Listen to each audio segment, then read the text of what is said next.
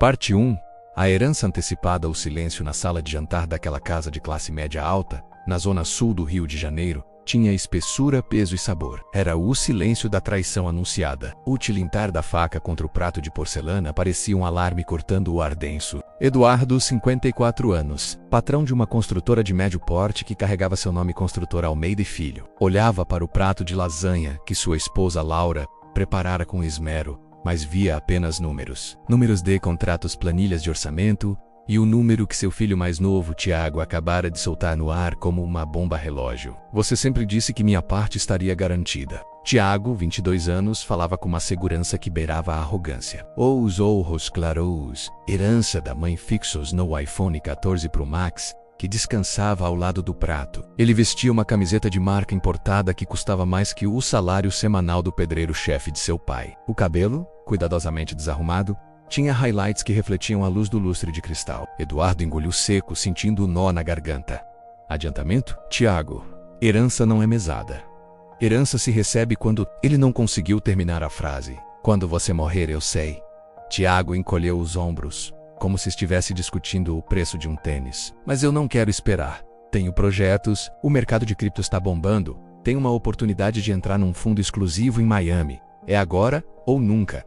Do outro lado da mesa, Lucas, 26 anos, o filho mais velho, baixou os olhos para o próprio prato. Seus dedos, ainda com resquícios de tinta de caneta e um leve calo no indicador direito, marca de quem passava horas revisando projetos estruturais, apertaram o talher. Ele não disse nada. Sempre fora o filho quieto, o responsável, o que, desde os 16 anos, passava as férias no canteiro de obras, aprendendo cada etapa do trabalho do pai. Enquanto Tiago frequentava festas em Ibiza com o dinheiro da mesada, Lucas fazia estágio não remunerado no escritório, aprendendo a lidar com fornecedores e a preencher a papelada do Instituto Nacional de Seguro Social dos Funcionários. Projetos? A voz de Laura saiu trêmula.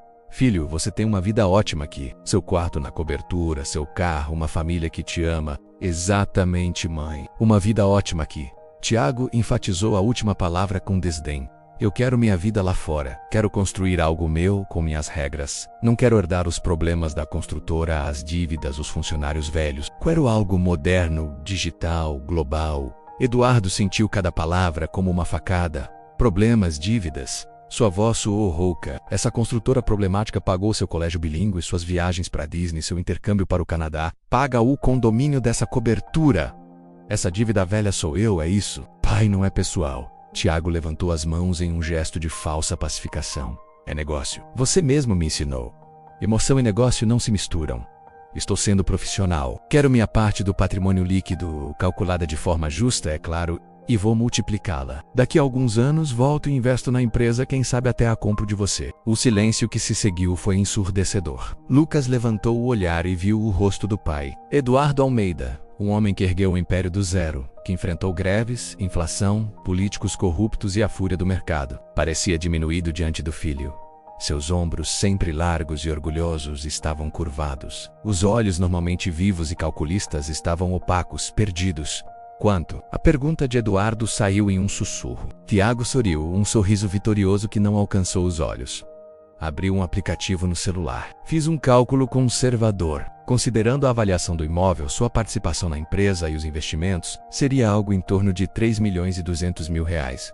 Laura soltou um soluço abafado. Lucas sentiu o estômago embrulhar. Era quase um terço de tudo que seu pai havia construído em 30 anos de trabalho. 3 milhões. Eduardo repetiu, como se tentasse entender o peso daquela soma. E o que você deixa para mim? Para sua mãe, para seu irmão? Deixo a empresa, os imóveis, os clientes, o legado. Tiago disse a palavra como se fosse um fardo. E quando eu fizer meu dinheiro render, eu volto e ajudo. Pode confiar.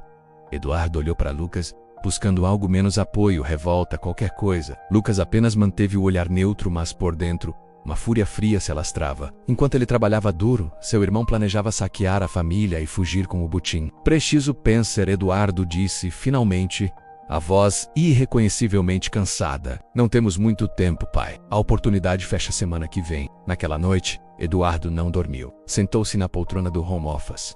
no escuro, olhando para as fotos na parede. Uma delas, em preto e branco, mostrava ele e Tiago, então com uns 10 anos, no lançamento do primeiro grande empreendimento da construtora. Tiago, pequeno, segurava uma pá de brinquedo, sorrindo para a câmera com a inocência que agora parecia uma piada cruel. Ele tinha orgulho de ter dado uma vida confortável aos filhos, de nunca ter deixado faltar nada. Mas ao fazer isso, criara um monstro de ambição e ingratidão em seu próprio sangue. Onde ele havia errado foi por trabalhar demais, por dar coisas demais, por não impor limites. Laura entrou no escritório envolta em um roupão. Seu rosto estava marcado pelas lágrimas. Eduardo, você não vai fazer isso, vai? Ele é só um menino, não sabe o que está pedindo. Ele sabe perfeitamente, Laura. Ele calculou até o último centavo. A amargura na voz de Eduardo era venenosa. Ele não vê uma família, vê um balanço patrimonial. E eu não sei como dizer não. Porque se eu disser não, ele vai embora mesmo assim e vai nos odiar para sempre. E se eu disser sim, ele vai embora de qualquer jeito. Ela completou, a voz um fio. No dia seguinte, após uma reunião tensa com seu contador e advogado, Eduardo chamou Tiago. Vai dar certo, pai, você vai ver. Tiago disse, animado, mal conseguindo conter a euforia. Eduardo assinou os documentos que liberavam o valor. Uma parte em dinheiro líquido, outra em uma participação vendida de um empreendimento lucrativo. Assinou com a mão trêmula, sentindo que estava assinando a sentença de morte de algo precioso. Não do dinheiro, mas da confiança, da união, da própria paternidade. Quando a transferência foi confirmada, Tiago abraçou o pai rapidamente, um abraço mecânico.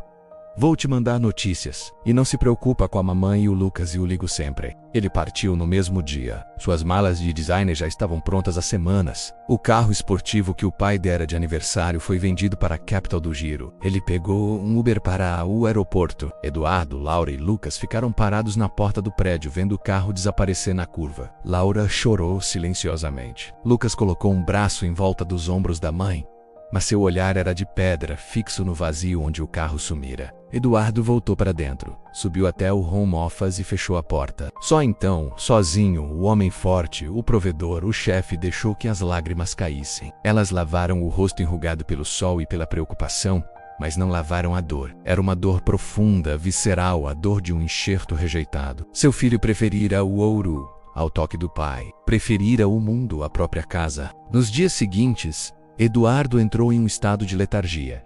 Ia parar e obra, mas seu coração não estava ali. Olhava para os operários, homens simples que lutavam para sustentar suas famílias com suor, e sentia uma inveja doída. Eles tinham filhos que os respeitavam, que os amavam pelo que eram, não pelo que podiam dar. Ele havia se tornado um caixa eletrônico para o próprio filho. Lucas, por sua vez, mergulhou no trabalho com uma fúria silenciosa. Assume responsabilidades que não eram suas. Ficava até tarde no escritório, preenchendo o vazio deixado pela traição do irmão com planilhas e projetos. Ele não falava sobre Tiago.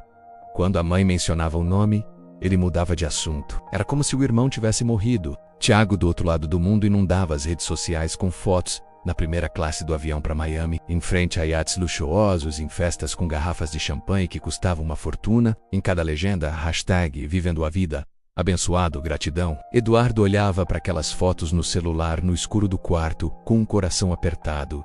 Não era inveja, era amor. Ele estava enterrando, dia após dia, a esperança de ter seu filho de volta. Aquele sorriso na tela era de um estranho. 2 semanas após a partida de Tiago, enquanto Lucas revisava as finanças da empresa para acertar as contas da venda da participação, ele descobriu algo. Os cálculos do irmão estavam certos, mas baseados em uma premissa falsa. Tiago havia acessado documentos confidenciais do escritório do pai meses antes. O fundo exclusivo de cripto em Miami que ele tanto citara não era apenas uma oportunidade de investimento. Era um esquema de pirâmide de alto risco, já sob investigação em 2 países. E pior, nos e-mails que Lucas encontrou acessando um backup antigo do computador que dividiam, Tiago não era um mero investidor. Ele era um dos recrutadores de alto nível, recebendo uma comissão gorda por cada novo sócio que trouxesse. Ele não estava apenas gastando a herança, ele estava usando o dinheiro da família para alimentar um esquema fraudulento. E tinha saído do país justamente quando a rede começava a desmoronar. Lucas imprimiu as provas, as mãos trêmulas de raiva. Ele olhou para a porta fechada do escritório do pai, onde Eduardo definhava em silêncio. Por um instante, pensou em ir lá e mostrar tudo, mas viu o sofrimento nos olhos do pai nos últimos dias. Mostrar aquilo agora seria o golpe final. Ele guardou os papéis em uma gaveta trancada. A verdade era um fardo muito pesado. Por enquanto ele carregaria sozinho, O irmão não era apenas pródigo, era um criminoso em potencial. E ele estava solto por aí com o nome e o dinheiro da família. Fim da parte 01. Que o Senhor te abençoe. Se gostou do vídeo, se inscreva no canal para receber mais vídeos assim. Obrigado por ter chegado até aqui.